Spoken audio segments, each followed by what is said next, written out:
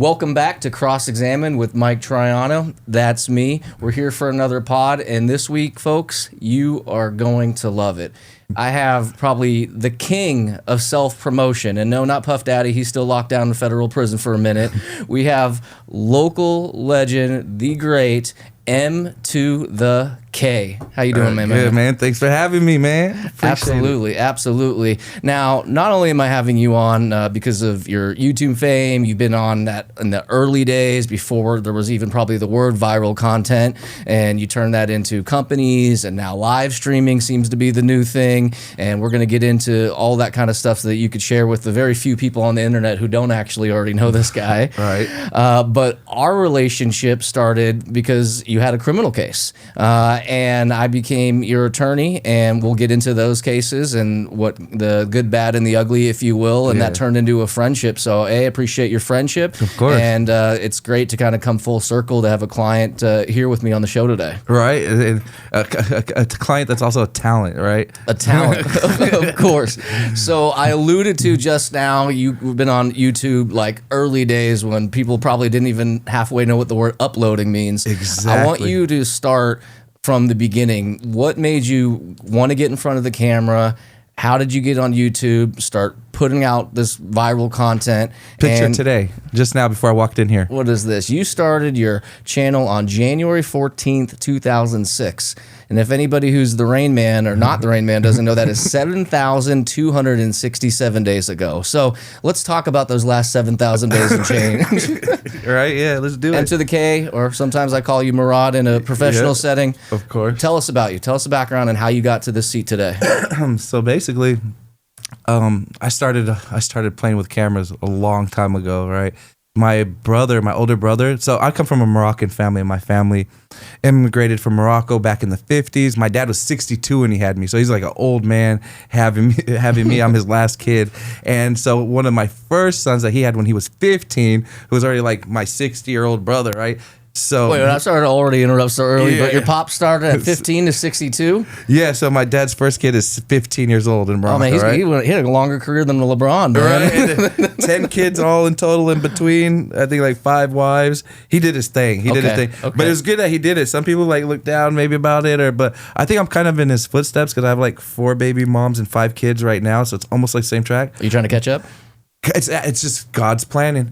So however it works. But what's so great about it is that he gave me, like, even though he's long gone now, he passed away, he left me a whole family. He left me all these brothers that they have their kids. I'm a great uncle already. Some of them already are like their grandparents themselves, and left me this whole big family of Cadmarys that I'm able to have a great life memories with, do all kinds of cool stuff with, and not move the needle for their businesses, whatever they got going, whatever it is, to make our family legacy even like bigger than it could be. And that's all because of him. So I'm really happy he left me this big family. So he comes to America, they make the family, makes me last in Las Vegas. His story is also when he came, he went to the Copacabana. He was working at Copacabana in New York, worked for the Rat Pack. He was the ballroom manager for the Rat Pack. Wow. And they came to the Sands Hotel here in Las Vegas, and they brought him with them. So that's how the family even comes to Las Vegas. So about what year was that when your pops made it to Vegas, or made it his home at least? I think late 60s and 70s when Rat Pack comes to the Sands. There's a lot going on in the town at that time, for sure. So he comes here, moves the family to Las Vegas. We're in Vegas. My oldest brother, the first one he had, who was in Morocco, the Moroccan generation of brothers, he was a reporter, one of the biggest sports reporters. So he always had the camera crew, the microphone, everything. And I looked up to him. He was a sports journalist. So he's covered World Cup, was at the World Cup. I was going to say, I'm assuming soccer's the biggest sport out in Morocco. Exactly. Okay. So he's like, and then the king loved him too. So he's always like with the king, like pictures with the king of Morocco. So he was really, really connected over there in the media, in media and news. So I really was infatuated with how he talked in front of a camera and like the lights and the camera. And I just wanted to be a reporter. Like every day was just about faking being a reporter, holding toys up, not playing with toys, but holding toys and acting like it's a microphone and being on the news. And then I fell in love with local news. Channel 3, 5, 8, even 10, PBS, and 13. Can we hear your local news voice?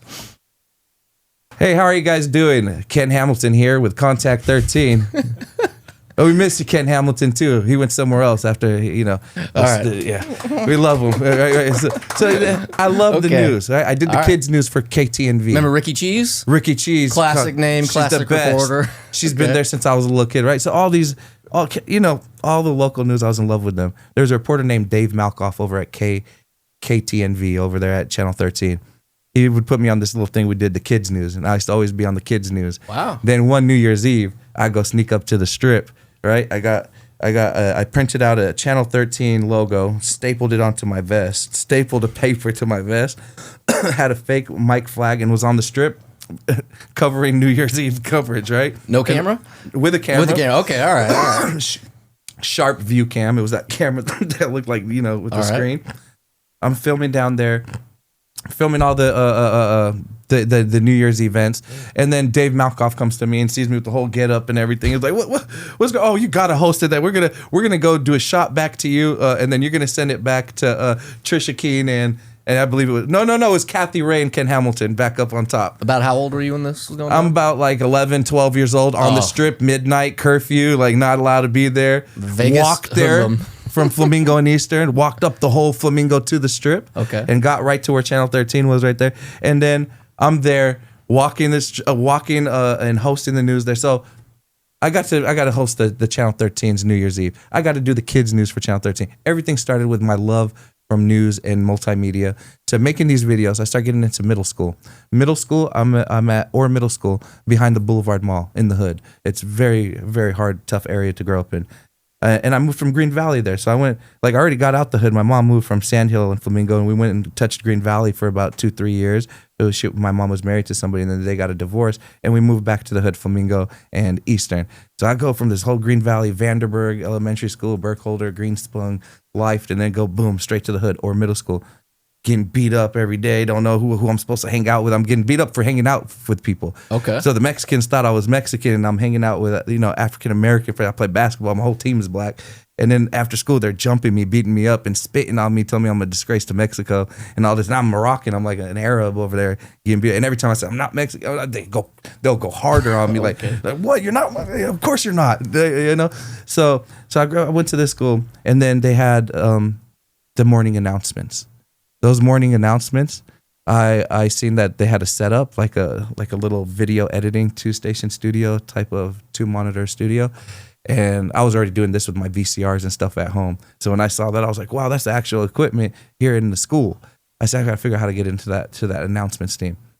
So you weren't trying just to be in front of the camera. You wanted all of it, the front end, the back end. I was just the love of multimedia production, just the news operation. That's the love. And then it evolves into film and everything. But the love of news.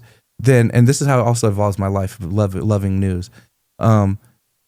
So infatuated with the news, watching it every day. It comes to one day, I am going to school, to Orr Middle School behind the Boulevard Mall. All right, sorry, I'm skipping shit. I was on the announcement team. I ended up getting on the announcements, making the morning announcements and doing it and being like the best at it. I hosted the whole thing, the whole show. I would even go make videos for different programs, like my social studies class. They talk about Egypt. I was like, okay, you guys talk about Egypt? I went to the Luxor, made a whole video about Egypt. Egypt, went to the museum. They used to have a canal ride with the boat. I used to make a whole cool video, edit it myself, and bring it for the class to watch. And it was like on a Friday, we would watch it. We would have snacks and stuff, and everybody would be watching my video, and then all the other 6 periods watched my same video. So it was like I became like a little celebrity in the school. Like, we watched your video, we saw you in social studies. Did that help with the getting jumped? No, not at all. It didn't help. That made it actually worse because the popular kid is with them, and he's like choose a size type of thing. But anyway, so it came to one day, middle school still. Early morning, I'm watching the news as I did every morning, getting ready for school. I'm watching all 3. I didn't know where to bounce to because sometimes they would go on the same time commercials. So I would go from KVVU to KLAS to I would just jump between our locals. And then I seen them live at a pizza convention at the Las Vegas Convention Center.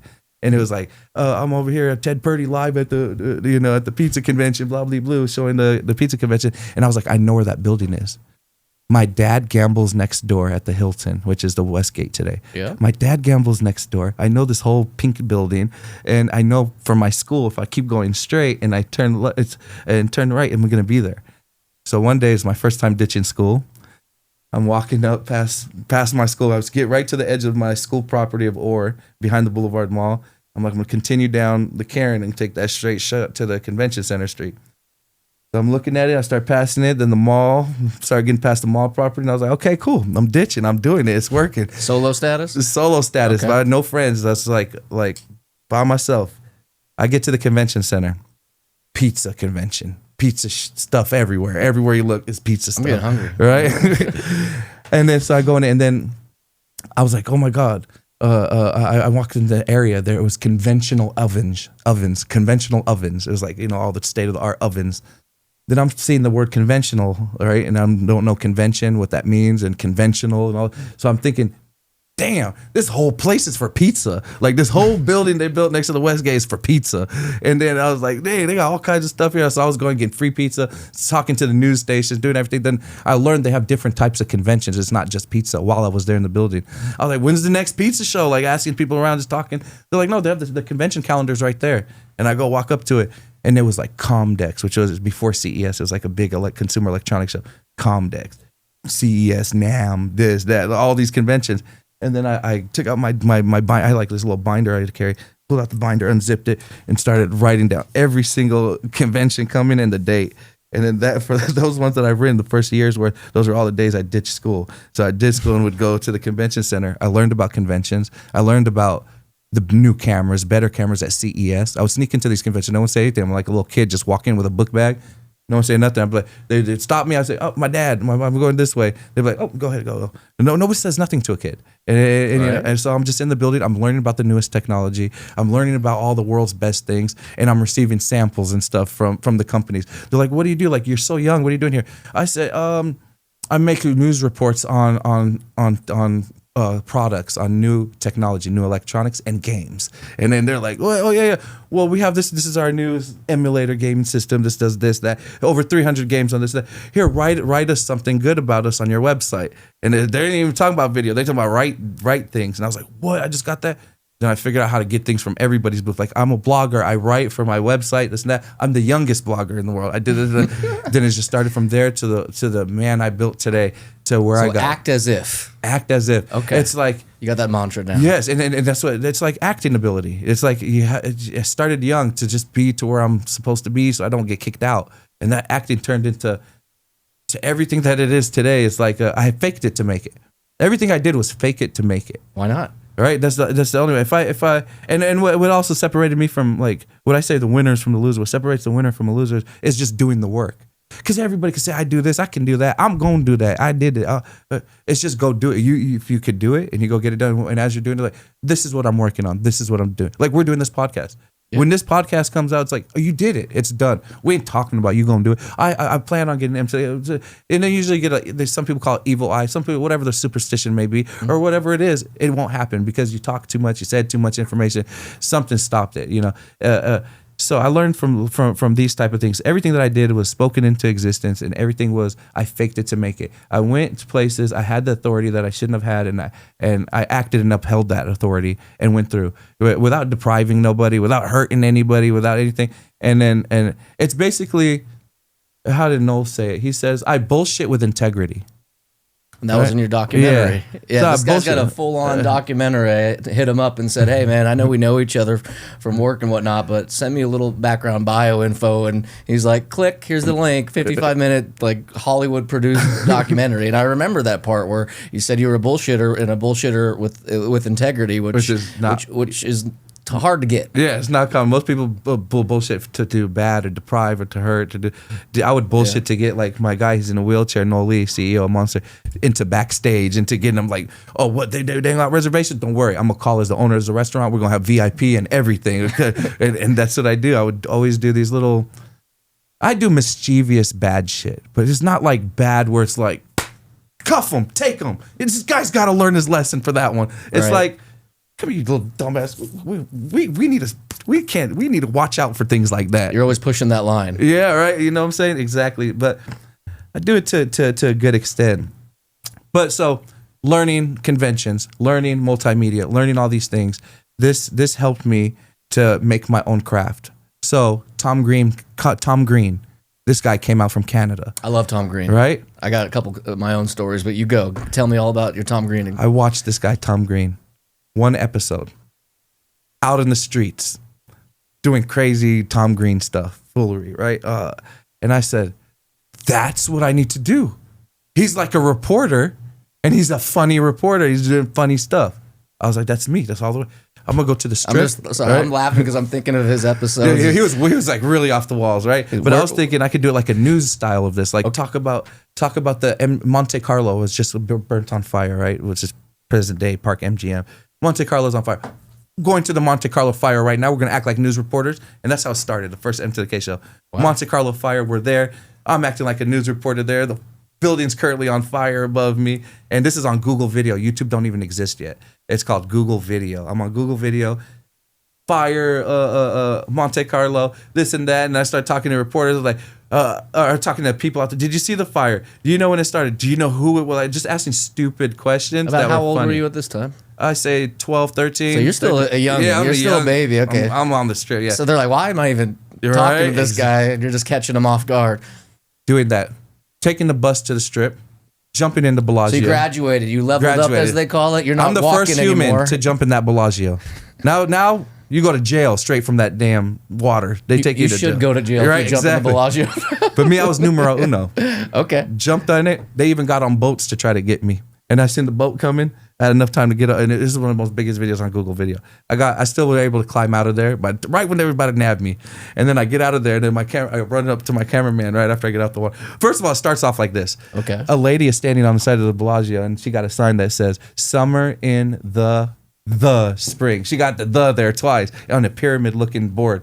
And she's like I don't know if she wants a tip or what, but she's in there like, "Can you read this?" I was like, "Yeah, summer in the spring." She said, "Oh my God, you're the first person to say that right all day. Da-da-da. You're so smart." I said, "Oh, I'm smart? Would a smart person do this?" And then I turn around and I run full speed and jump into the Bellagio. And she had no idea this was going down. Yeah, it's like a perfect video. Like it goes from me reading the thing to me going, "Would a smart person do this?" Jump in, boom, I'm in there swimming. Then all of a sudden, like a freaking Bellagio emergency team of security get on their boats, and then the boats start coming, and then they're trying to call for Metro and all that. So they're coming close to me. As soon as they get close to me, I climb up the wall and I hop back over. I go straight to my cameraman. He's like, "So MTK, what was it like? What was it like?" I'm like, I licked my lips like that. When I licked my lips, I tasted like, I don't know what I tasted. It was the worst. Oh, I'm a gag now. Thinking about it from years ago. It tasted so disgusting, like sewage, everything. And then I was like, I just throw up here all over camera. All right. And then the security is now coming from both directions to the front of the Bellagio. A whole bunch of red jackets are coming and everything, even their bicycle guys. And then I run across the street to Paris. Cat bus just pulls up. Now known as the RTC bus, but if you're a Vegas local, you know it's the Cat. Yeah, it pulls up, and then back doors open.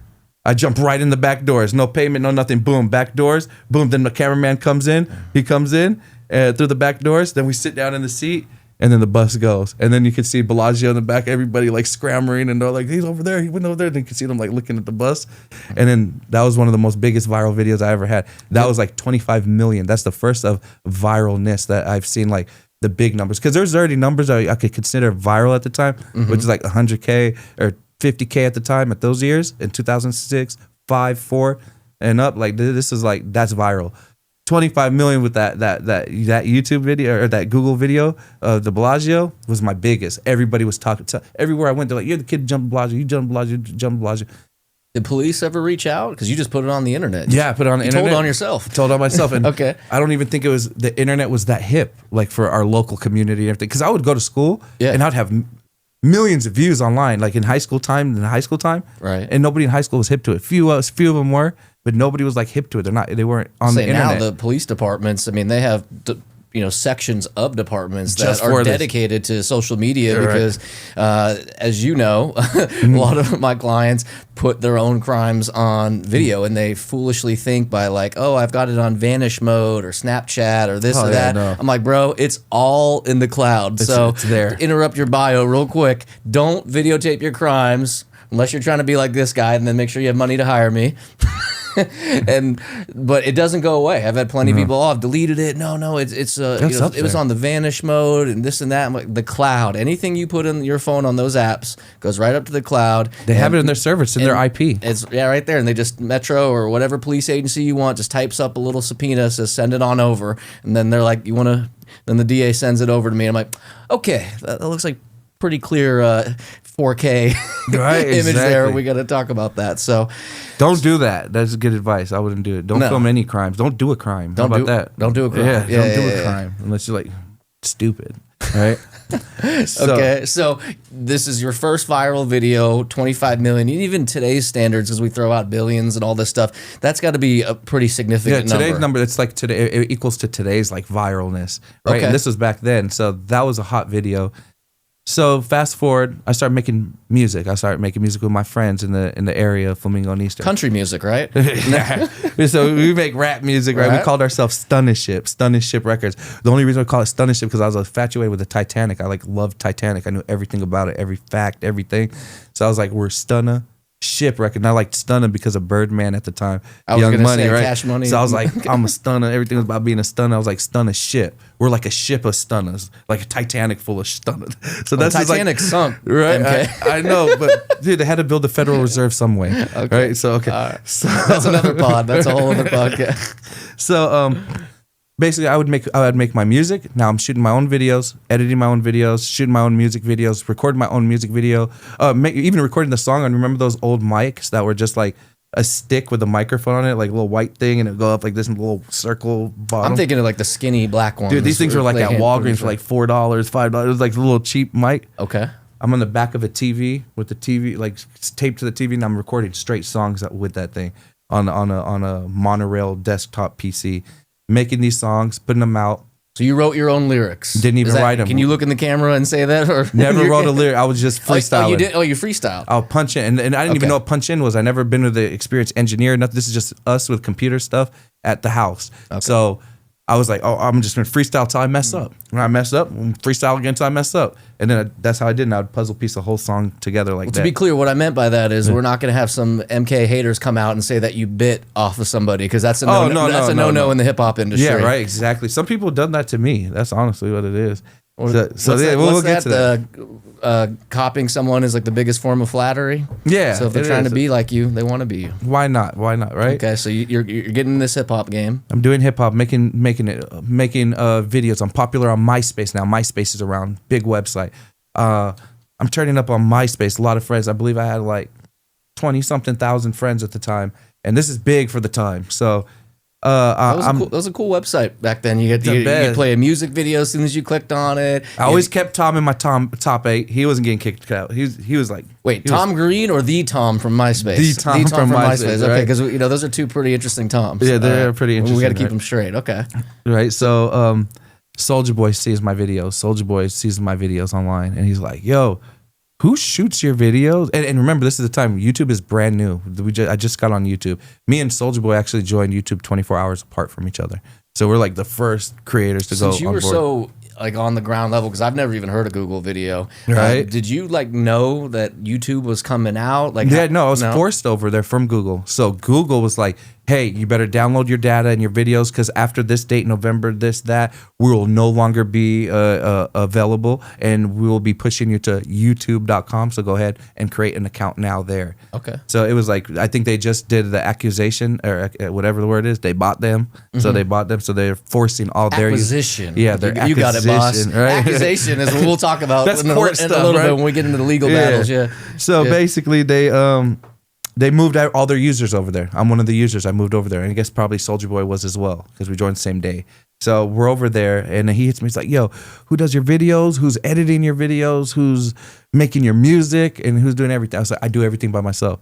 Is this before the Superman came out? No, this is after. He's a superstar. He's a superstar, and he reaches out to you. This is 2007. Okay. His song just came out. He's a big superstar. It's the biggest song in the world since Macarena, of a dance song. So he's killing it as a teen. And then he comes to Las Vegas, right? So he's asking me, he's like, "Man, you need to be SODMG." He's telling me I should be part of his clique and label. He's like, hey, but I'm young. I'm under 18, so it's not like I can just go leave the house type shit, Yeah. So He comes to Vegas. He performs at a club called Jet Nightclub. It was inside the Mirage. I remember the Jet. Yeah, so he performs at Jet. He's like, I'm gonna be at Jet. Come on down to Jet Nightclub. I was like, all right, cool. So I was gonna come there. I'm thinking I have the best camera because I'm trained by CES, Comdex. I'm trained by the world's best convention to learn about the newest, latest technology, the best, newest cameras, everything at the time. So I'm thinking in 2007, I have this big old Sony camera, has 2 zooms and a digital optical zoom, and it has what was so good about it at the time? It had a mini DV that could go straight to the computer. So that tape will go to the computer and everything. And it was like professional cam, right? To streamline you. Yeah, everybody else was doing these Canon things. These this little Canon JV, like it had a little screen. It was, and they were like, this is the, oh no, it was a big shoulder Canon thing. It was like this white thing looked like an L. Do you guys know what I'm talking about? Like big L. Anyways, everybody had that one and they thought that was it. So I knew Soulja had that and all that. I seen him on the video. So I had my Sony, thinking my Sony's the best. I pull up on him. First time seeing him, we're there together at the Mirage Hotel. Kick it right off the go. Loves me. He's like, dude, you're the best. I've been watching. He's repeating me back all my videos and stuff. I'm talking about all his music, everything that I like. Then he was like, yo. We're going out. He put on his outfit. He's like, here, you hold my room keys. Da-da-da. Like, I'm like his little right hand guy. He's like, you hold the room keys. I was like, damn, he trusts me to move room keys. That's a big responsibility, holding another man's room key. I was like, yeah, thank you, man. Yeah, thanks, Soulja. I'm holding the room keys. Right? Yeah. So he was like, all right, we're going to go film. I want you to film me. I was like, okay, cool. I pull out my camera. I'm like, look, like I want to flex my camera. I'm like, here's my camera. Here's my shit I'm about to be using. He looks at it and he was like, yeah, that's cool. I want you to film me with this. And he pulls out a Canon 5D. No, nobody knows about Canons. Nobody knows about Canons. This is 2007. He said, this is the future. This camera right here is the best. This camera, you can film a movie with it. How much do you think that camera cost at the time? Probably 9,000-10,000 maybe when the going rate whenever it first introduced to market. So I'm looking at it and I'm just like, it's a picture camera to me. So I'm like, okay. I was like, oh, it has a record button. It records on it. He's like, yeah. He said, Lil Wayne and Young Money, they just shot Bedrock with it. Here, watch it. And he pulled up the behind the scenes of Bedrock and you see them walking around with the Canon, showing the Canon. He was like, this is the new Canon. This is the best camera. Da-da-da. I was like, all right. And it recorded on a memory chip. So there's no tape involved or nothing. Mm-hmm. I shot him all night with it. The best footage ever. Go back to the hotel with him, back to the Mirage upstairs. We go back to upstairs to the hotel. Now, we're young guys indulging in cannabis at this time. We're in the room all indulging in cannabis. That is like a very sophisticated way to say I got high with a rapper. Right? Yeah, exactly. We indulged in cannabis. Yeah, so we're indulging in cannabis, chilling out, right? Everybody's indulging. I got to give you some on that one. That's a good one. Right, so we're all having a good time. Hanging out, talking, and and I'm from Vegas. I'd never been in this level of like celebrities and all this. So it's like I'm just like trying to play my cool. I don't know how old I'm supposed to be. Not trying to be a fanboy. Yeah, and then so I had the chips. He was like, he wanted me to edit it, so he already put his camera away at this point, and he gave me the chips.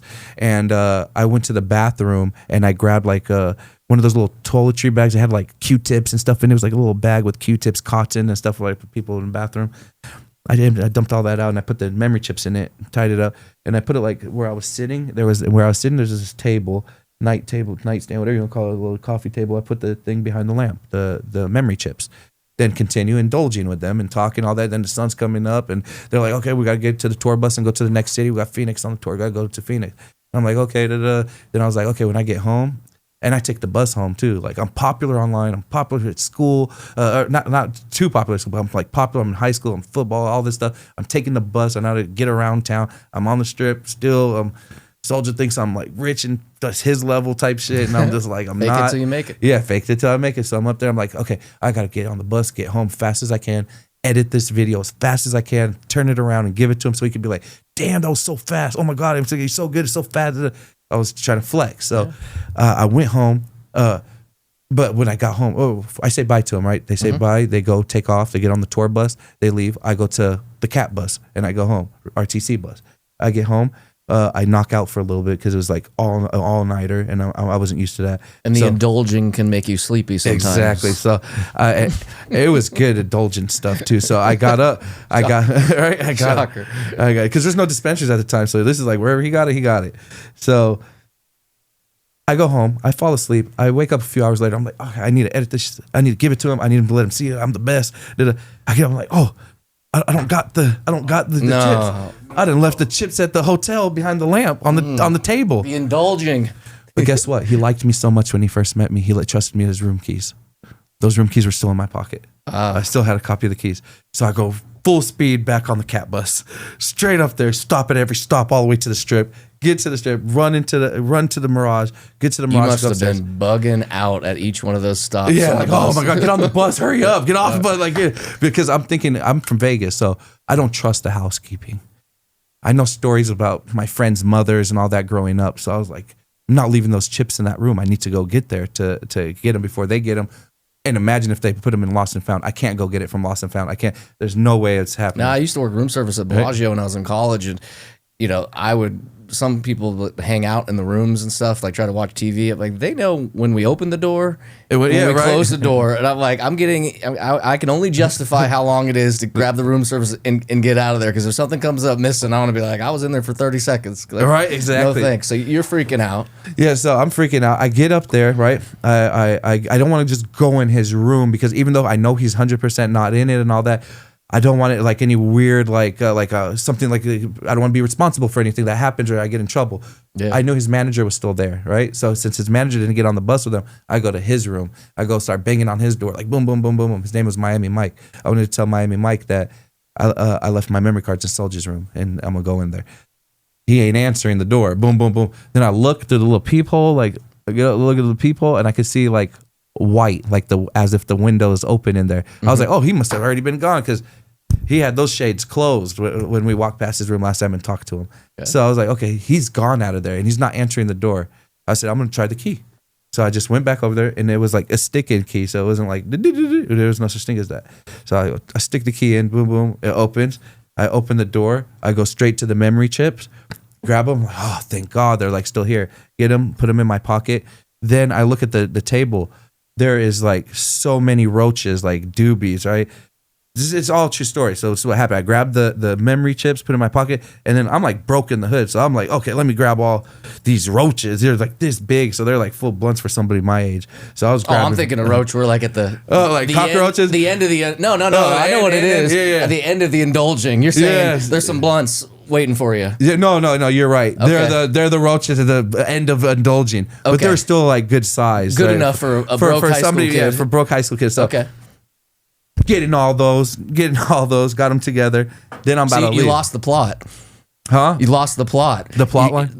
You wanted to go in there and get what you needed. So I'm hoping there's a happy ending to this story. It's a great ending. Okay, all right. They didn't catch you snatching, so and then you got to explain yourself. I get all the little roaches. I got the roaches. That's already put up. Now I'm about to walk out the door.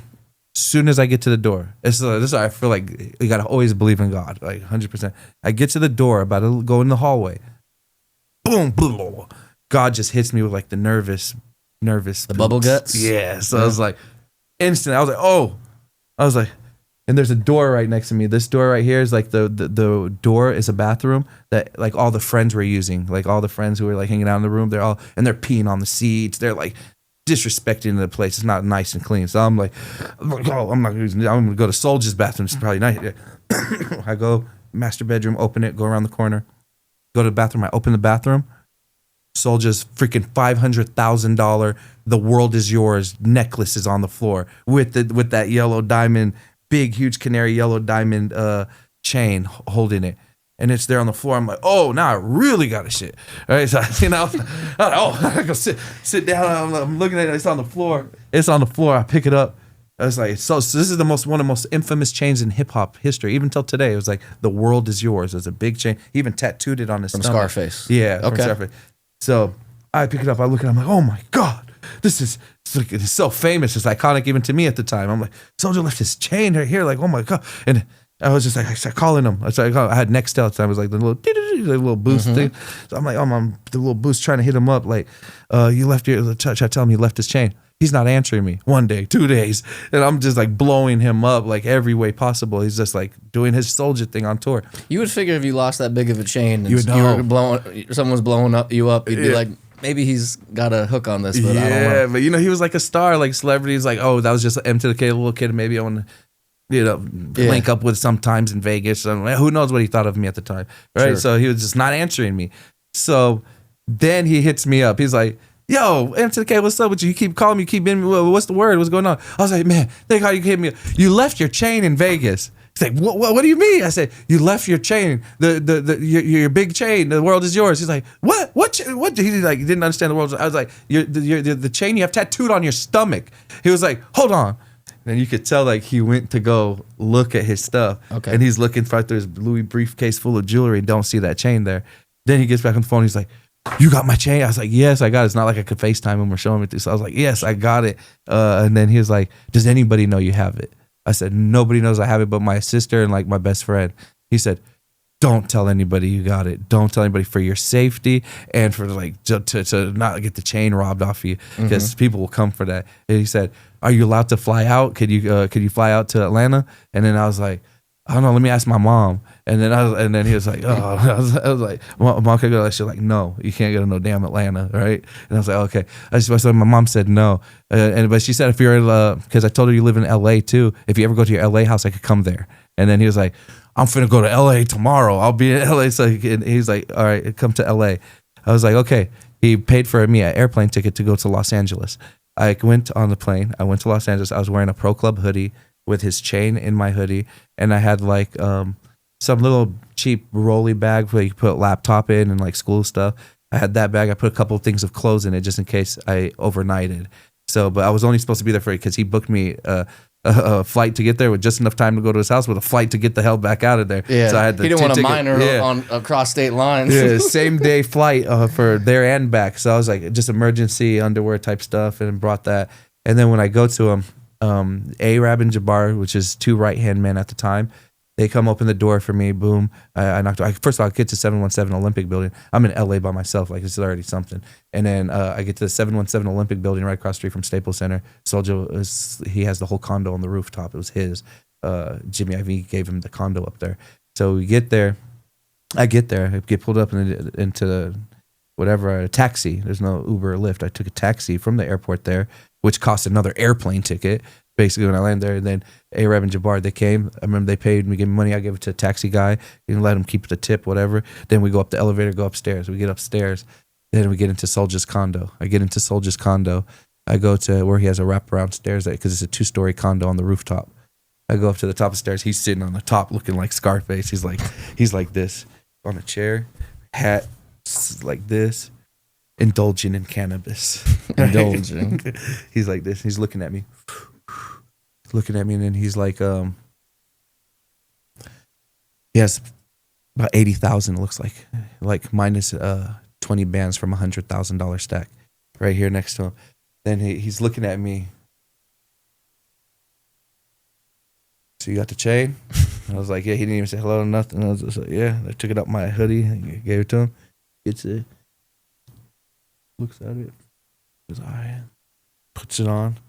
And he has no shirt on so he's just like that, right? And then he's like, how much you want? Like that. And then I look at him and I said, I don't want nothing. I said, I don't need anything. I'm just happy for our friendship. I'm just being your friend is good enough. I'm happy. He's like, what you want? You getting something? You getting something? What? He's like, what you need? And I was like, I don't need nothing. I'm happy for our friendship. That's it. I'm cool. And then he was like, for real? Negotiating 101. Yeah. I said, that's it. I'm happy to just be your friend. Okay. And he said, he got up. He said, and he looked at Arab and Jabbar. He said, this guy, he knows how to edit his own videos, shoot his own videos, make his own music. He knows how to do everything single-handed, powerhouse by himself. You should just be SODMG. And then I said, I'm down. He's like, you SODMG then. Boom. And then basically that's how he like signed me to SODMG. Signed me, Arab, Jabbar, everybody's like a group hug thing. From that day, I didn't go back home for 8 years.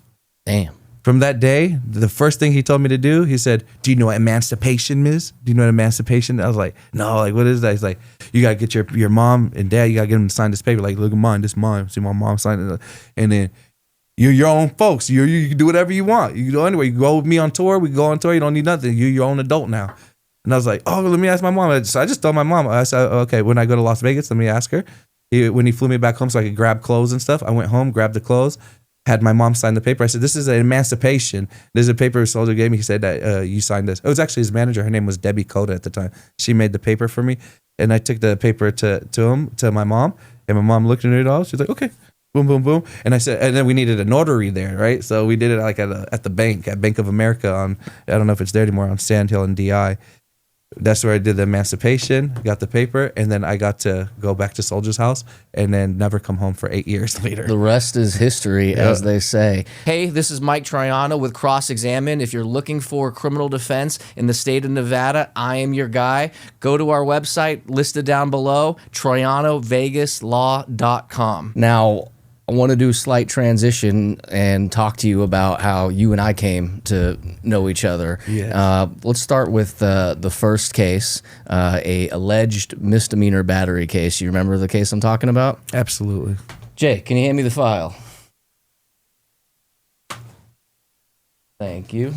Now, to be clear, you have waived attorney-client privilege for this conversation, correct? Absolutely. All right, so we're free to talk about this because I never talk about my client's business. Dude, am I the first client? I mean, probably on the pod, first client on the pod, yeah, and we'll see if there's more to go. The first and the greatest.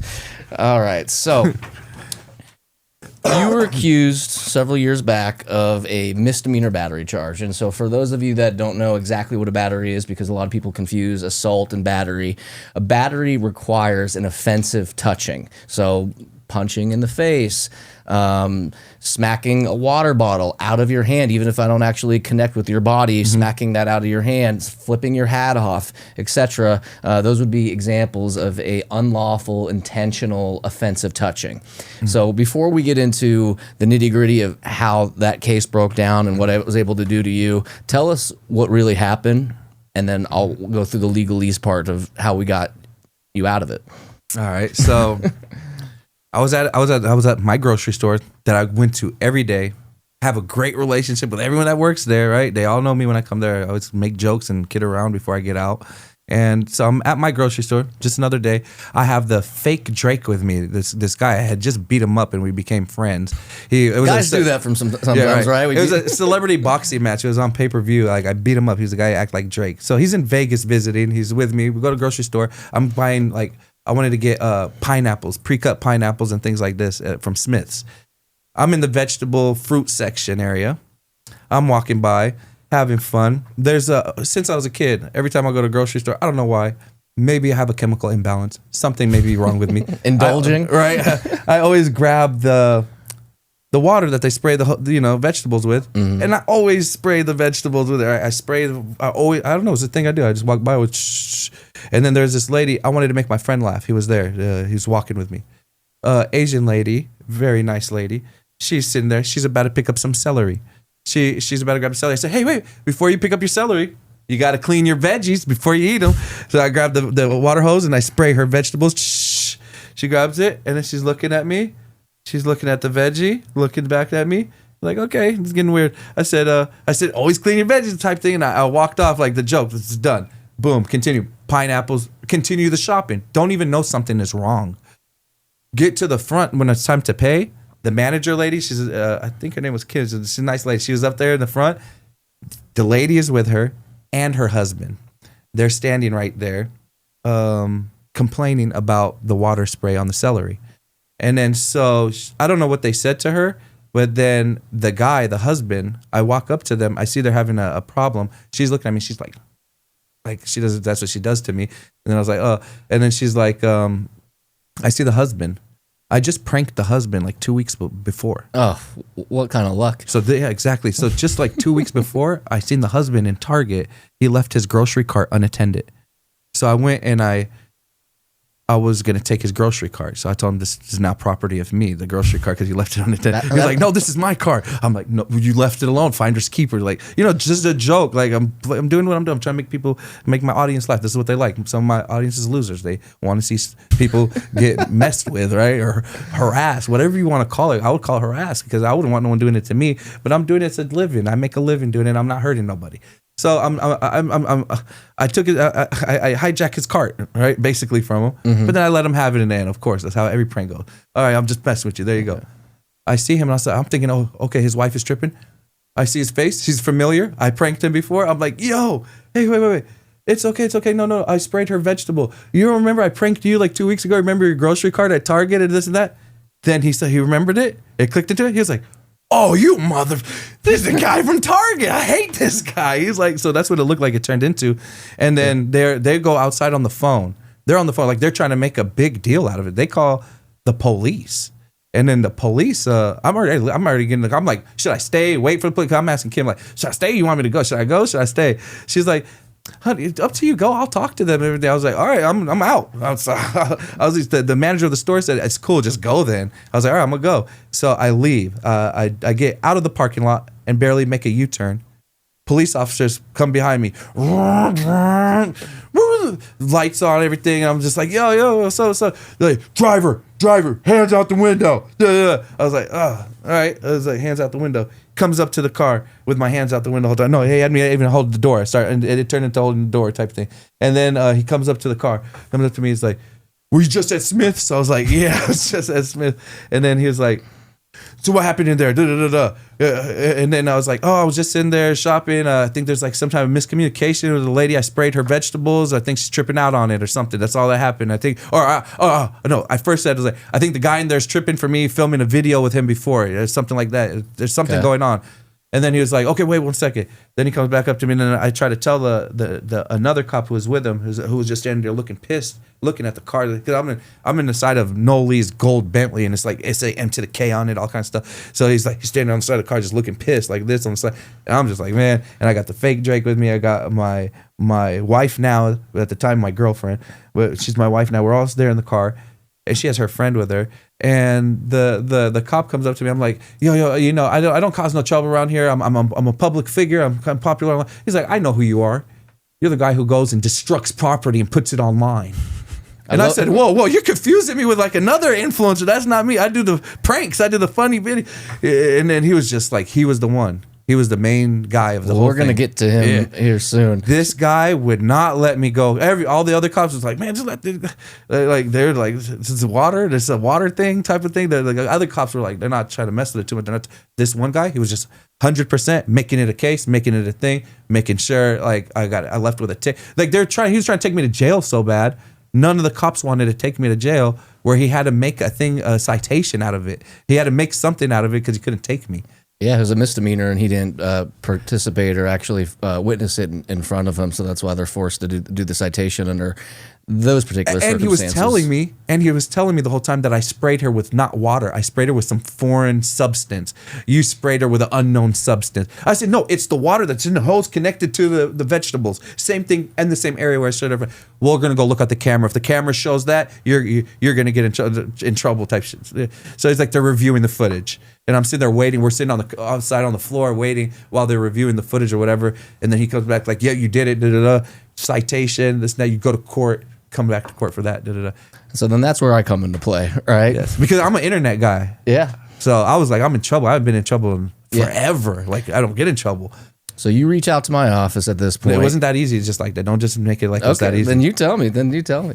First of all, you've been doing a great job online. Right? You're doing a great job for the world to understand what it is in legal matters and legal situations, to understand it. You're like a chat GPT now of learning like some when you want to know law, you got to go check out your socials. We got to go check out what you're talking about. You are so popular at talking at I was on Law and Crime. That's where I go on Law and Crime. I'm on Law and Crime. That's one of my favorite channels. But I don't expect to be on it. But I'm watching Law and Crime, and I'm watching them go to talk to somebody who has more expertise. And who was that guy? It was you. They hit you up, and I'm like, this is the guy. Find you on social media. I'm like, oh, this is perfect. He's in Las Vegas social media. This is the guy I need. Young, handsome, diamonds dancing, knows how to talk. I was like, this is who I need on my block. And then that's when the call comes in. I appreciate the walk down memory lane on how we got together. Yeah, that appearance on because there's 1,000 numbers. There's 1,000 attorneys down there. There's a lot of people, man. But there's not 1,000 faces. You got the face. It's not just a papers. The name and the face, cross-examine. Mike Troiano. I love it. What you did. So you do your diligence. You find me. We get on the phone. We connect. You tell me about this case, and I'm kind of like, get straight to the point. I'm like, hey, offensive touching. If you really sprayed this woman, technically, legally, that's a battery. But this doesn't seem like the end-all, be-all kind of thing. Let's see what's going on. So we get the police report, and What I want you to do is, I just want you to read the highlighted part to me, or to our folks. So what it says here is, quote, a copy of the video surveillance was provided and impounded into evidence and uploaded to the digital evidence. End quote. Look at that commanding voice. So as your attorney, I hear your side of the story. There's your side, there's their side, and then there may be the video. And so I told you, because I'm always straight with my people, it was like, hey, sounds kind of like bullshit to me, to be honest. And why would you lie to me? It's a line I always use with my clients. Say, you're paying me. Why would you lie to me? Some do. Don't do that. It's so dumb. It's very dumb. But you seem straightforward about it. I said, cool, I got it, but let me get the video. I got to see the video. I got to see the video.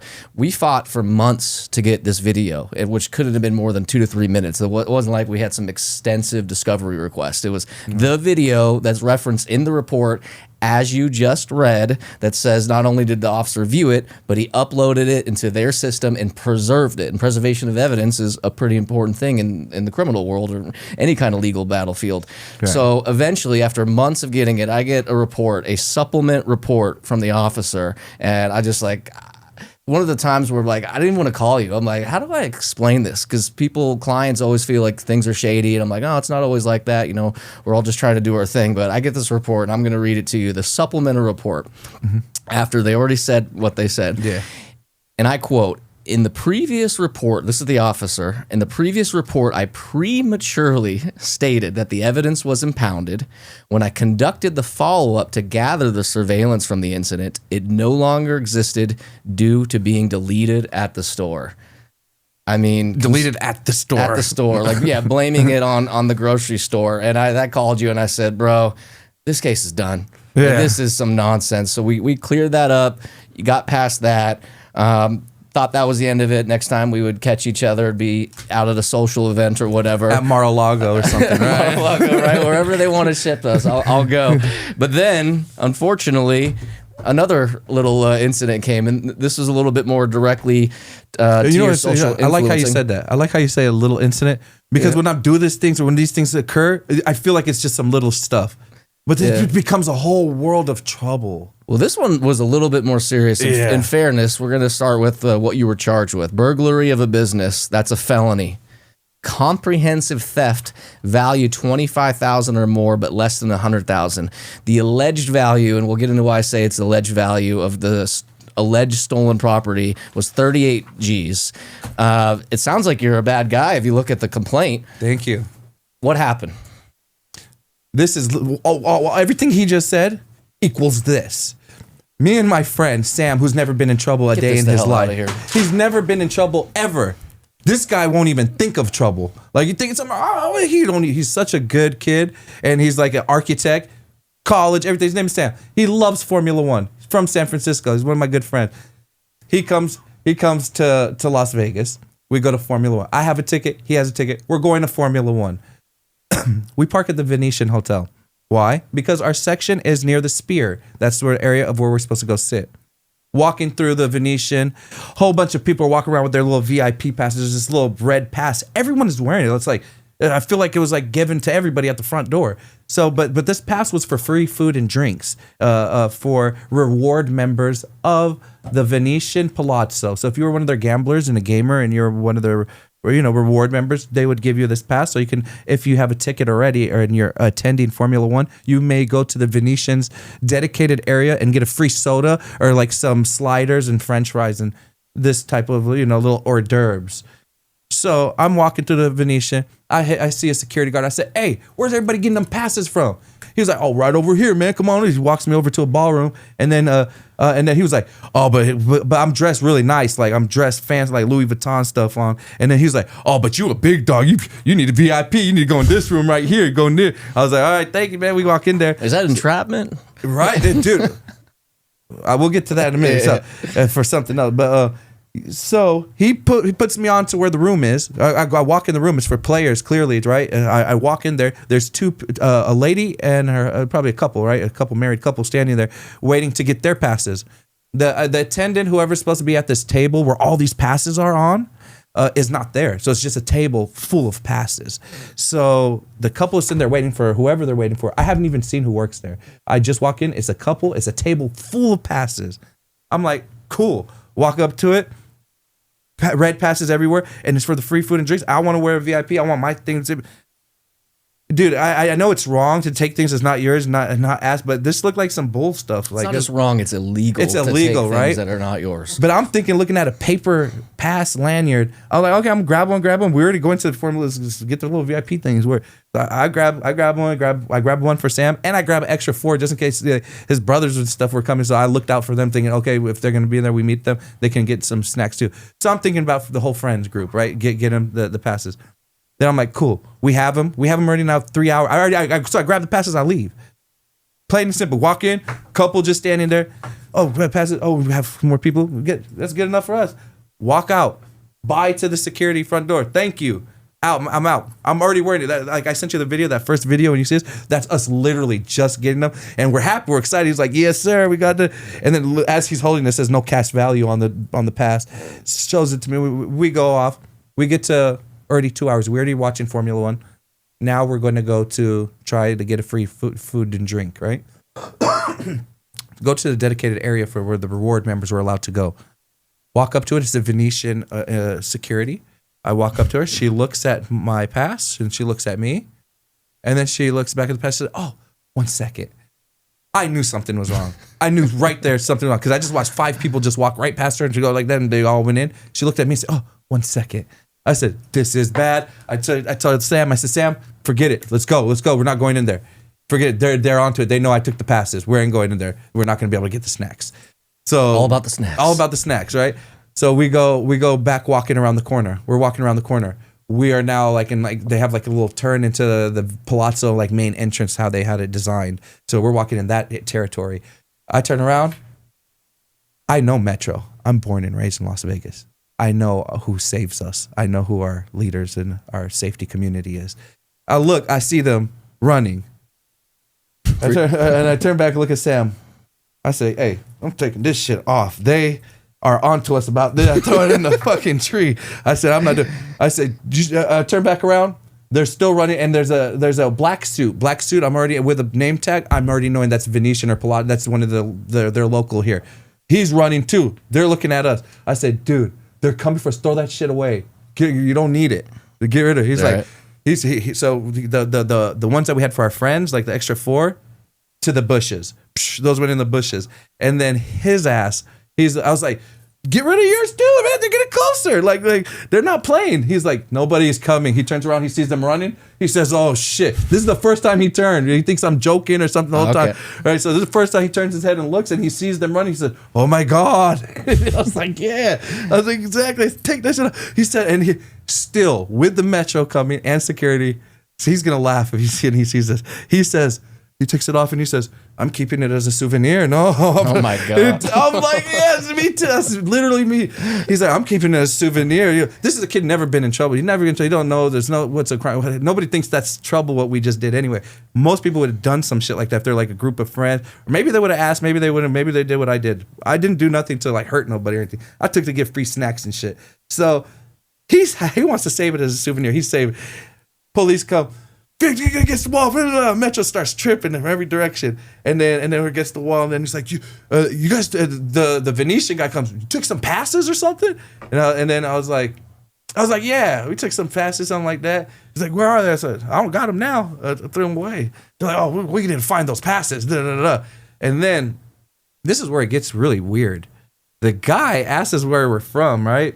The head of security, another one comes. He starts coming. He starts speaking Hebrew to the other guy. We got to get the body cam footage for this and what's also funny is I'm acting like I'm from London the whole time because I'm fucking already. I think people who sound British get away with anything. I watched the body cam. You did? Yeah, that's. I did your case. Yeah. Right, so the whole time I'm talking like I'm from London. So the whole time I'm British, so I just play the British. So I'm like, and then that sounds like more like a French accent. Oh yeah, that was more French, right? Yeah. So I'm like, no, you see, mate, I'm from Britain, this and that. We've never been in trouble, this and that. Yeah, but what we just took it's like free passes, right? What is it? It says no cost value on the type shit. And then, anyways, all I know is that one of the cops also happened to be a friend. We have like mutual friends or something, and then he had my back because while I was in trouble there, I have no access to like my phones or anything. This cop called all of my mutual friends and got to my family and said, "Hey, M to the K is here at the front of this. He's in trouble right now. We got him right now, and it's not looking good for him. They're trying to figure out how they could put a price to what he did. So the whole time while we're there and I'm in cuffs, they bring the people whose passes they were, because those passes were accounted for people. That's how they did it. That's why it was probably such a big deal on their end. It's not just free passes. I could just take no cash value and walk away with them. They're dedicated to somebody who's supposed to use that pass. They made enough passes for those people. So of course that's where I'm in the wrong, right? Yeah. So anyways, wipe all that off. We know what I did. They bring the people over, right? They start speaking Hebrew and stuff. They're speaking Hebrew to them. They're like, da da da da da, this guy, da da. And I'm like, what's going on at the Venetian? Is this the Venetian, or is this like overseas? There's like, so the workers are all speaking Hebrew and telling the guys like, these are the guys. They're like, oh yeah, filth. Yeah. He's like, we're gonna make an example for them. It's not going to happen again. This is an example. And they're like, oh, and they get the passes that we had in our pocket from the tree. We could have been assholes and just zipped it until we left. Well, yeah, they promised you that if you just showed them where the passes were, they wouldn't do anything. Exactly. We could have zipped it. Yeah, we could have zipped it and not helped them with anything. I told them exactly where to go, relocate them, so they weren't deprived or lost of anything. They gave the passes, actually making it back to the people. They went to embarrass us in front of the people and said, "This is the guy who stole your passes right here on the floor." And then they take us. So anyway, so that's what happened. They 86 me from there, and then I went to jail and spent the night in jail, and you came and saved the day. Yeah, there was a couple legal issues, not overly interesting, nearly as interesting as your story about if something says on it doesn't have cash value and what it purportedly was, $38,000. Luckily, I had a client who listened to me as yourself and took my advice. Oh, wait, it gets better. Sorry. Yeah. I want to miss out the good parts for your show. Okay. I learned from you. You don't talk. Like I said, you zip it. Right, so when they did want to press it and put us in the cuffs and want to take us to the Clark County Detention Center building that was beautiful, we paid for and it looks nice. The jail, yeah. So we went to that damn jail. They're like, they don't know what to do. The cops, they were arguing with each other because they didn't want their name on the arrest report. Like, I ain't arresting him for some shit that says no cash value on it. I'm not taking it. They're literally like, who's taking it? Who's going to write their rent? So I'll fucking take it. He was just like, I'm tired of the argument. He went down. He already knew there was some bullshit he's taking me for. And then he was like, you need a detective for this because they don't know what you did. Like, that's what the cop was saying on our drive there. You seen a body cam? He's like, we need detectives for this. I was like, all right. And then I told my friend who's never been in trouble, I said, when those detectives come, let me tell you something. They're going to try to put us against each other. They're going to make some type of a world where they're going to say, I'm saying something bad about you, and they're going to come to me and say, you're saying something bad. Just tell them I would not like to talk unless I have an attorney, and just leave it there. You will be 100% fine. All right. So I told him that. And then he was scared. He didn't even know to trust me. Imagine, this is like my friend. Like, he's a good friend. He's a very smart, educated, parents taught him well. What's good, what's wrong? And he's looking at me like, are you sure? And he's like, because they're about to take him first to talk. Like, detectives come. They're like, we want to talk to you. He's about to get out the car. And he's like, you promise? You sure? And I was like, yeah, I promise you. Yes, I'm sure. Don't say nothing. Then he take him. And he's like, I don't want to talk. Like, I could see him like in the corner of my car because I can't really see back there. But I could keep seeing his head go, no, I don't want to talk. No. And they're like, are you still? All right. And then they put him back in the car. Then they come and they get me out the car. They put me inside. And then all I tell them is, I said, this is some bullshit. I said, you'll be able to see that it's some bullshit. All respect to you and your department and everything you guys do here. I love your department. I grew up here and everything. You could look at my record. I'm not really a troublemaker. I don't want to talk. I'm not going to give you guys anything. And then the shorter detective was like, that's your right. You can do it. And then the other one was just like, all right, fuck it.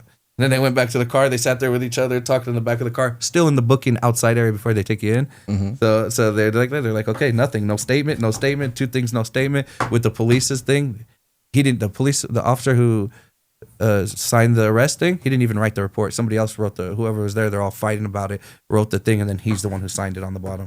And then they booked me for two felonies, which we ended up with a full dismissal. There was some case law issue, and quite frankly, honestly, I had a prosecutor who was pretty reasonable, understood what you were doing wasn't full-on malicious intent, and just trying to give some free thankfully shit. That's for the case. Now, I know you're super busy. You got all kinds of companies, live streaming, this and that, and I know you got to bounce here pretty soon, but I just need a couple more minutes of your time. We're going to end on our typical section, which You're is number one. I'll be here all day. I appreciate sweet. That. I appreciate Whatever that. you need. Well, we're gonna get you out of here soon. As much as I appreciate that, we're gonna finish with cross examination. So I'm gonna put you under the hot seat. Let's do it. I'm gonna cross examine you, ask you a couple questions. Now, I did a little something for you that's a little bit different because, as you know me, even though I'm a criminal defense lawyer in Vegas, and some of my suits may be a little flashy. Right. Outside of that, I really don't consider myself flashy, but it's M to the K. So I brought a special outfit change that I'm gonna put on for you.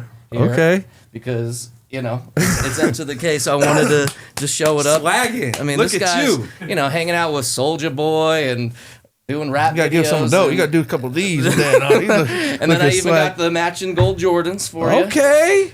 So this isn't how I would do it in Traditionally. Jay's saying I'm not getting the angle there. Am I getting the angle right? Yeah, get the there? angle. You looking good. Thank Oh you. yeah, hey, let's check out my fly fit too. Yeah, he's a Custom. This is a limited edition. Limited edition. Only certain sergeants and metro officers are gonna have these badges. This is the Formula One limited edition Metropolitan Police badge.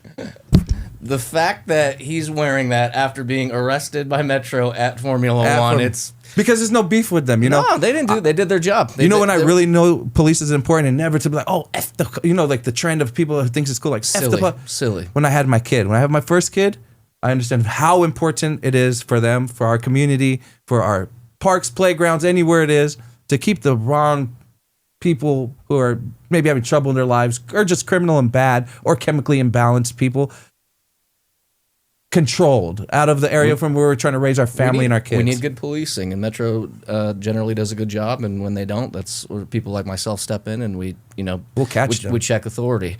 All right, ready for the cross examination? I'm ready. Let's do it. Okay, so let's start with this. So Puff Daddy, P Diddy, the Diddler, whatever you want to call this guy who's having a little time in federal prison, he is known as probably one of the best or biggest self-promoters in the game. I mean, this guy did it all himself, and I'm not complimenting him. I know the documentary's out. I've been going through it. There's a lot out there, but that's a fact in and of itself, is that he self-promoted in the hip-hop game, things of that. It's a lot of the stuff that you're familiar with because you are an amazing promoter, an amazing self-promoter. Appreciate it. So what can we do, or what are you doing to make sure that you don't have to call me one day and I got to step in and keep you out of federal prison like P. Diddy? How are you changing these antics and making sure that hopefully the next time you call me, it's so that we can get together and get some good Moroccan food and we're not facing a federal charge? Right? Yeah. So what I do differently is, first of all, you try to not to break any Nevada reside statutes, and then how do you do that? Like how I figured out not to break a Nevada Just reside statute. overall, what's your mentality? Because you're still taking risks. If it's wrong, right? If something looks wrong, it's wrong. How I noticed they could judge anything. If it's wrong, right? If it looks wrong, feels wrong, there's a law for it. They're gonna figure out a law that matches that wrong. If it's right and it seems like it's okay, it seems like nothing can happen. No one can. You got to look at things 10 ways in and 10 ways out. Because you look at it 10 ways, be like, okay, if I do this, how will so and so react? How will these people react? How will this react? Will this turn into calling the security and the police here? Will this turn into this and that? Or like, how should I play this? And then also, when I started my videos, I was very immature, like a kid, feel like invincible, like can just break any law, do any crime, don't even care about destruction of property. If that was the case, if I threw something off the shelf, this is how it started, and then it evolves into being an actor. It being a professional, Hollywood. If it's something being, you better go pay for it before you go destroy it. It becomes like you got to look at everything, and especially when you have kids, you have to make it home. You cannot go out there and do something that's going to risk. You're not spending the night at home. You're going to be somewhere else, and you can't make it home to the kids. So it's all part growing up. Everybody does it. Even to see anybody who's a judge, lawyer, police officer, it don't matter what it is. We're kids. We all grow up. We all have friends. We know what's right, what's wrong. We know the mischievous stuff we've all done, but we know overall what's right and what's wrong.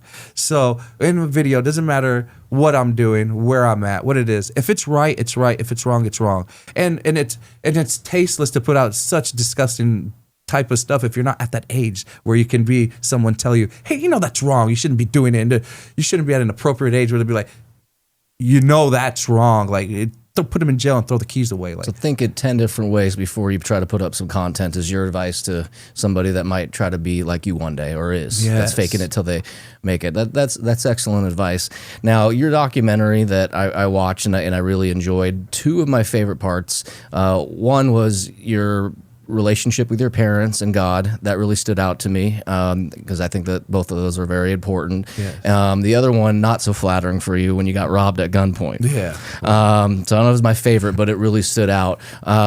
You're out there. You're putting yourself out there every single day. You got a nice, beautiful chain, rings, the watch, all that good stuff. How are you still putting yourself in a position where you're putting out the content, showing out, showing up, whatever you want to call it, but not being vulnerable and ever being in that position again? Because if for those that should go watch his documentary, it's not just a story. They got the surveillance video. I watched it live. Yeah, those guys are in jail for murder too. Because before they got me, an hour before he's still robbing. An hour before they robbed me, they went and shot and killed somebody on the freeway, and then continued still their life of crime the same day and robbed me. Well, yeah, when I'm watching it, I mean, I knew you were alive, so I knew the ending, but I'm like, oh my goodness, like, what's he gonna do? And you were cool because nothing's worth your life, and you just let them do their thing. Yeah, And thank like- God they didn't do some last pop. You know, again, I'm like watching it, knowing that you're still here. Yeah, When they split my head open. they gave you a nice little crack. But Yeah, and the gun went off too, so that's like, thank God I was saved. Like God didn't let that. So, knowing that you still are putting out the content and you're the businessman, entrepreneur you are, and you have to be out there, what are you doing differently now to not put yourself in such a vulnerable position like that? So basically, when I go like out of town, if I'm doing anything out of Las Vegas, let's say nationally here in America, I make sure like I'll have like a security guard in that city, or I'll take like one of my friends who can play security guard and who's able to carry a weapon. And they have the concealed Permit, yeah. CCW? So if they could do it, or when I get to like say Los Angeles, for example, I have a couple friends that I can call up there. They have the CCW and everything. They pull up and they hang out with me, and they're just there for safety in case something like that happens again. And if I go international, I usually nothing really happens overseas because other countries are not just carrying guns in the streets. Like you have a better chance of getting in the butter knife fight out there and getting robbed with the knife or your phone stuck. I guess that depends where you go. Yeah, it but depends where you go, right? Usually it's like military and police have the weapons. It's not for the common people. Majority countries, like it's not like an American thing how we have it. So, but when I'm home here in Vegas, I'll be iced out because when here, this is like, not saying it can't happen here. Anything can happen anywhere. But here, I know my surroundings better. I know in Las Vegas, you could drop me wherever. Some people think Northtown's the worst area. Like it could be, but it's like North Las Vegas or like say like Doolittle area type of Donna Street. You can still drop me off there iced out and everything. And just with my being M to the K for the years here and everything, helping the community, shooting everyone's local videos when I was a kid on the come up, like everything. It's like I feel safer. I feel I know I could go down, do a little on the street right here. Okay, if people do come out or something, I'm like, I could go like this. I'd be like, I know what's right and what's wrong. And then I know situation in our city, that's out of place. That should not be like that right there in this situational awareness. Yeah, like when you're from Vegas, you know where every rock is. Like, oh, that rock ain't supposed to be right there. It's supposed to be. You know what area and what's out of, like, for us locals in Vegas. Because Vegas is not like, we have different types of criminals and crimes. We don't have like the just every day go pull up and rob type. That's not like the biggest MO like Los Angeles. Like Los Angeles MO is like, oh, you're gonna get robbed out there. You were in that. No matter where you are, you could be in Rodeo Drive at El Castillo. They're gonna rob you for your watch there. It can happen anywhere. Las Vegas is like, it's very, very rarely. Like you ain't gonna go to the casino and get robbed like gunpoint. You could if your casino's on Rampart. Right, but if it's not there, then you're probably cool. So private security when you're in a place that you're not comfortable Different with outside city. of your realms. Yeah. Now, and you don't want just regular security. You want your friends. Yeah, people are loyal to you. That's more than a paycheck. Because then they know who's not supposed. They know like, oh, who's this guy? Who's coming up to it? They're not our friend. So you want to bring somebody you're familiar with, you trust you, like you trust them. That's the type of person you want with you. For me, at least, I want somebody who's my friend. I went to school with. He's big as hell. Played football with me. He knows that we're both in a different city. We're both here in Miami or Fort Lauderdale. We're only ones here together from Vegas. A lot of people are gonna come say, "Oh, him to the kid." We don't know you. You know, same people I know. We don't know them. Like so, that's smart. Good. When I was in, that happened in California. What happened to me? Yeah. California is horrible. I'm driving a Tesla. How they found me, those criminals? They're just driving on the freeway, looking at people driving. So they're going up next to a car. They seen me in a Tesla, watch showing or whatever. And it was a wrap. Followed me since then. And then right before that was a Mercedes, a gentleman named A1. They shot and killed him. Damn. And then when they came, I caught them. So when they took my stuff, they took both my phones. They don't know I have no Lee 1 block away. Noel Lee, I have my iPad in his Segway bag in his wheelchair.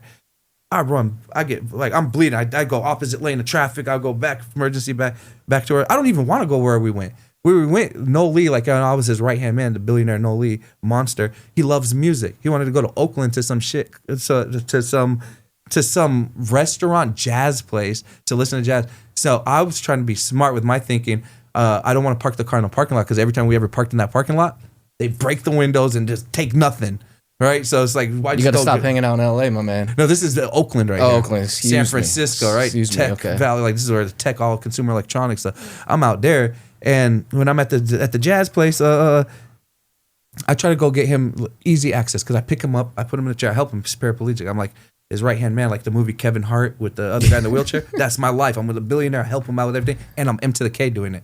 So I help him, put him in the chair. I take him right inside. Right when he goes inside, I don't want to go park the car there and get the windows broken. I go across the street where that little convenience store is, where the footage is, so I could buy a product and get the receipt. So I could leave the car in the parking lot and say, "Hey, they can't just tow the car. I was a shopper, customer, and here's the car here." So I could easily get him back out of the wheelchair into the car and get out of there. Right. So that's when it happened. I was there helping him to do all that. Got robbed, followed, and then those guys. I went back, got the iPad. Tracked them. They went straight from robbing me to a mall. They went to the mall, masks all off now, and they're in the mall trying to sell all the jewelry right then, right live. Just go straight to it. Get that cash. Catch their dot everywhere they're going. They couldn't go do it. Police out there in Oakland, they couldn't go do anything. They're like, it has to be like in front of us, and you're not dying. You can't do nothing. Like there's like they weren't helping at all. A gunshot wound, right, and then. Over. So then they come back, and the detectives, they call me. They're like, "Okay, we got the guys, all those guys that were in the mall. Because you tracked them to the mall. We got the car. We got everything. We followed them all through the everything. These guys they might be tied into something bigger we can't talk to you about, right? They're like, they can talk to you. They bring me their pictures. All I saw was this of them, all of them. All I saw this was their face. I got all the pictures of their actual whole faces, and I was like, I don't know how to tell this. So I grabbed the paper, 2 pieces of paper from the cops. And I put it over each one of their things, their mouth, and just looked at the eyes and nose on each one. I said, bam, bam, bam. Cops said those were the ones that I picked were the identical ones that they got. Those are the ones. And they're there for murder, killing someone right before me. Caught a murderer. That's some wild stuff there. So I got 2 final questions for you before we call this a day. Hip-hop is a big influence in your life and in your career. Who's your GOAT? My favorite rapper, like all-time GOAT. I'm going to give the all-time GOAT, give it to, who deserves it from me? Your GOAT. My GOAT, that's what I'm giving. That's saying who I give it to is going to go, who do make it?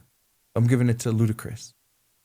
Yeah, he came off. Nobody was because in my time, bigger than him around that time. DTP, he was the man. Yeah, had some good house parties to them. I think if I had a gun to my head right now, I'm going Too Short. Too Short, yeah, that's dope. That's dope. West Coast, that's I grew up then. And then one final question for you before we call it a wrap, M to the K.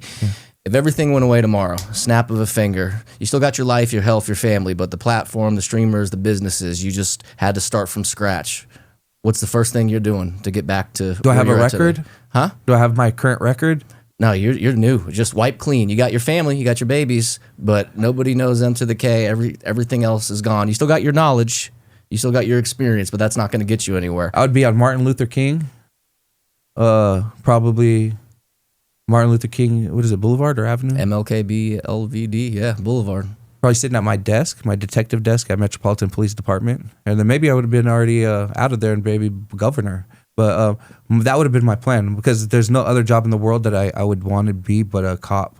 Like if I could not be a social media and have to act every day and do this type of shit, I would want to just be Metro. Like not in different department. I want to be Metro because I know my city. I know everything about Las Vegas. I know when you can't bullshit a bullshitter. I already did the lies with integrity, right? I already know how to do the lying, the steal, do it bad doing it. So if somebody is doing it, I know if they're doing it. You'd be a detective for LVMPD. If they're doing something bad, I could do it. They did something in Vegas, I'm busting their ass. I know the whole city, like every part of it. They're not getting away. No way. I love it. M to the K. I love you. And that's it for Cross Examine.